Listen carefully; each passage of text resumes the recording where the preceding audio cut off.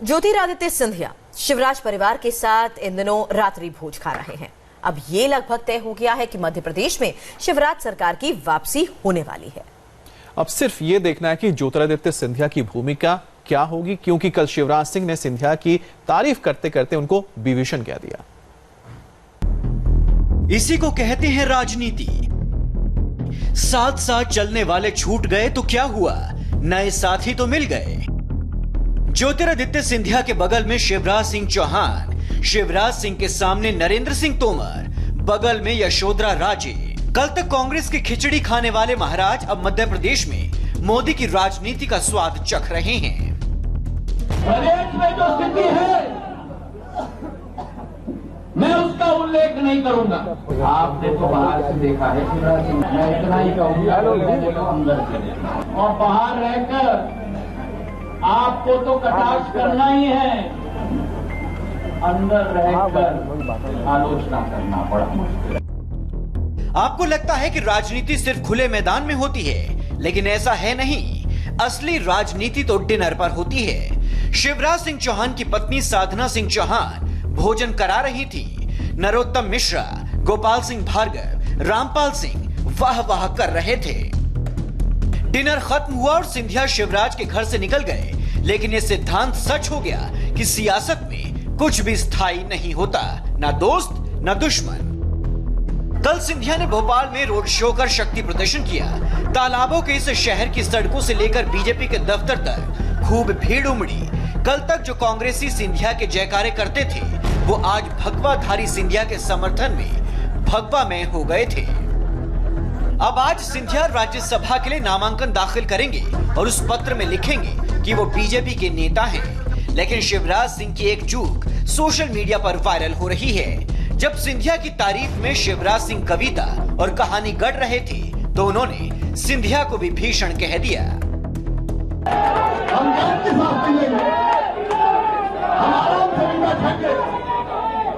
लेकिन रावण की लंका अगर पूरी तरह चलानी है तो विभीषण की तो जरूरत होती है मेरे भाई। जरा सोचिए, विभीषण का इस्तेमाल हम कहां करते हैं, लेकिन अब इसके आगे का सोचिए।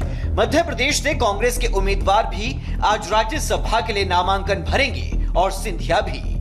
दोनों तरफ भीड़ होगी, लेकिन दोनों तरफ सिंधिया के नाम की ही चर्चा होगी। बीजेपी में आए इस चेहरे ने कांग्रेस और सत्ता की दूरी को बढ़ा दिया है। कांग्रेस और बीजेपी की सियासी दुश्मनी की धार तेज कर दी है। मैं बोलना चाहता हूं कि जब सिंधिया परिवार को जो सत्य के पथ पर चलकर और मूल्य की राजनीति करने के लिए प्रतिबद्ध है, जब वो सिंधिया परिवार को ललकारा जाता है तो सिंधिया परिवार चुप नहीं रहता।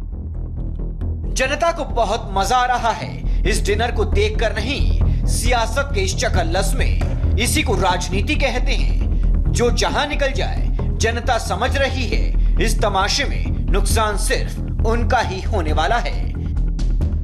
अनुराग अमिताभ, इंडिया टीवी, भोपाल। उधर कांग्रेस समझ नहीं पा रही है कि वो इस बाजी को जीत कैसे ले। कल विधानसभा स्पीकर ने बागी विधायकों को नोटिस भेजा है और जल्द इस्तीफा उनके पास आने की और सच बताने की मांग की है। कांग्रेस के बागी विधायकों की यह तस्वीर कमलनाथ सरकार को बहुत चुभ रही है, परेशान कर रही है। और सिर्फ परेशान ही नहीं कर रही, बल्कि कमलनाथ सरकार को यह तस्वीर कह रही है कि अब आप बीजेपी के सामने सरेंडर कर दें। पार्टी के जो वरिष्ठ नेता हैं, वो आगे की रणनीति पर विचार कर रहे हैं। वो जो तय करेंगे उस आधार पर भारतीय जनता पार्टी आगे बढ़ेगी। कर्नाटक में भी हम लोगों ने देखा कि बाद में सुप्रीम कोर्ट के कहने के बाद ही इस्तीफे लिए गए। बीजेपी वाले विधानसभा अध्यक्ष के सामने कांग्रेस के 22 बागी विधायकों का इस्तीफा लेकर बैठे हैं, लेकिन विधानसभा अध्यक्ष इस्तीफा स्वीकार करने के लिए तैयार नहीं। स्पीकर की ओर से विधायकों को नोटिस भी भेजा गया है और आज तक का समय दिया गया है कि सामने आकर इस्तीफे का सच बताएं। दिग्विजय सिंह भी स्पीकर की हां में हां मिला रहे हैं। 19 कांग्रेस के विधायक आज उनके कब्जे में है। परिवार के लोग उनसे बात नहीं कर पा रहे हैं, फोन उनके छुड़ा लिए गए हैं। ये भी एक अजीब बात है।